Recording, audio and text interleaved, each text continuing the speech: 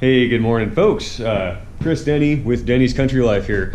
Gonna give you another update video on the TL90. I hope you guys aren't getting too tired of those, but got some progress today that I wanted to show you, and I figured you'd enjoy it. So, finally got the skid steer quick attach system from Westendorf in.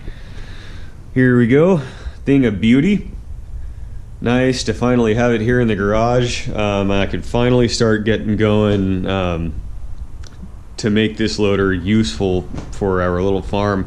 So obviously I got that. I got the aftermarket skid steer quick attach plate, and the fitment between the two isn't all that wonderful, and I'm having a hard time determining if it's more the plate's fault or if it's Westendorf's fault. I'm gonna go ahead and blame the plate. Maybe a little bit on Westendorf's end, where they built this whole angular tip assembly that's supposed to fit up into here. Obviously, the plate manufacturer did not give us customers a big enough plate. This thing is tiny, and it should be angled out this way just a little bit more, maybe like a degree, and it should be about a 1/2 inch to 3/4 of an inch longer. Currently, I cannot get these handles to lock into place, and I think there's a few reasons for that, but I'm gonna have to come in, weld some flat bar onto that, give it a little more surface to surface contact, and I believe what I'm gonna have to do over here is either Westendorf didn't remove, or their geometry just doesn't quite jive with the geometry of this. So either this sticks out too far or this sticks out too far. It could be a combination of both, but like I said, I am gonna go ahead and blame the plate for right now. So I'm gonna come through with a grinder, clean all that up, and that should get everything to sit down flush. Okay, sorry guys. So you can see there's a giant gap there, and that is why I can't lock the levers in. So maybe, just maybe, once I remedy that situation, we'll get more surface to surface contact there. We'll just have to go ahead and see. But otherwise, I think Westendorf did a good job, and I'm glad that it's finally here. So on to the rest of the bucket assembly, loader assembly. I have the Westendorf quick attach proprietary system removed. You can tell I had a little bit of a problem there. I couldn't get the roll pins out, and I played hell.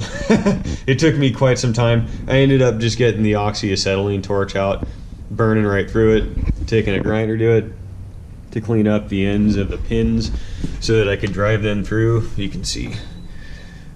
Anyway, so that's all done. Those are off. I'm probably just going to take those to the scrapyard. They're kind of wore out. And there's the other side. So thank the good Lord for oxyacetylene torches, because this would have been an absolute nightmare to do with an angle grinder and a cutoff wheel alone. In fact, I don't know if I could have, due to the way the assembly overhung on either side. But you can see I attempted to here, and it was working, but it was taking a long time, and I was burning up through some pretty expensive cutoff wheels. So out came the torch, and got her done this morning. So yeah, she's good to go. Just need to come back with a grinder, smooth everything out, and probably going to end up welding in some flat bar here to box that off. I don't need that collecting manure and water and whatnot. So get it all cleaned up, weld that plate on, and we will be good to go. So that is that. And then finally, the saga of the skid steer quick attach will be laid to rest, and I can use my my loader. On to the TL. What I have going on here, I mentioned to you guys that I wanted to do a little bit of body work to the hood. That's exactly what's going to happen. So this type of stuff might not bother some of you, but it does bother me. There's a few dents right here. You can't see all that well, but I know that they're there. And then there's another pretty good dent here, another one right there, and lots of paint delamination which I guess would be pretty typical of the late 2000s, early 2000s, late 90s paint that they were using.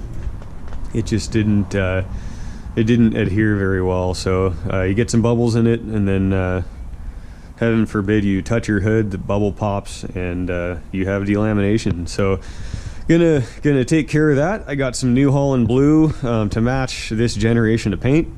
Give it a couple of coats, probably a couple of coats of clear on top of that. Buff it and make her like new. So I was planning on repainting the loader. Possibility that I might still do that. We'll see what happens, but I may end up just touching up the spots that are really bad, just so that it doesn't get worse. Westendorf's paint wasn't all that wonderful, just like on the hood, and neither was their decals, or if you're from Canada, the decals. So just kind of made out of some inexpensive material. It's been coming off for a long time, and you know, you can tell this thing kind of sat out in the weather for some years. But Westendorf wants $50 per decal, so I may or may not be getting new decals for it, but it sure would look good painted up and new decals with that hood taken care of and everything. This would be a beautiful tractor. So we'll see. I'll leave that on the table. That's kind of that. But otherwise, guys, the TL has been a great little tractor.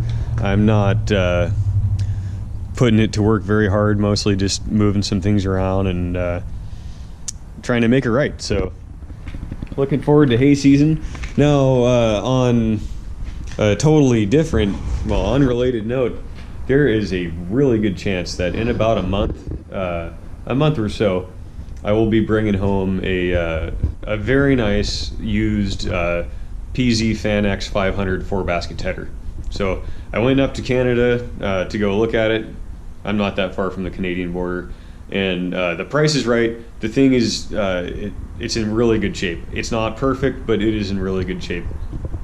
Guy had some issues. He ran it into a ditch, messed up a gearbox, so he had both outer gearboxes rebuilt, new drive shafts, bearings, and all that. And the thing is straight.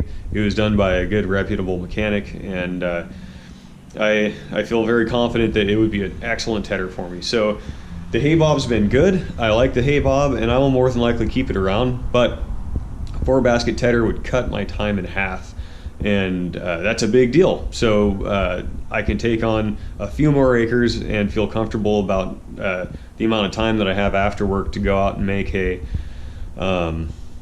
Tedding is one of those things in my climate, I normally have to do at minimum twice, sometimes even 3 or 4 times, depending on how screwed I get by the weatherman. So, you know, you mow your hay once, hopefully you only rake your hay once, and you bale your hay once, but tedding 2, 3, 4 times, that is my biggest time burner. So if I can cut that time in half with a 4-basket tedder, I'd just be a very happy man. So I told him I'd take it, and as soon as he's done with his project in the garage that is blocking the tedder, or in his barn that's blocking the tedder, keeping us from loading it onto my trailer, I'll come get it. So yeah, that's exciting news. Get stuff while it's cheap during the winter time if you can, especially if you can get it out of Canada, because there's about a 25% reduction in price there. So anyway, thanks a lot for watching, guys. I appreciate it. I hope all's going well.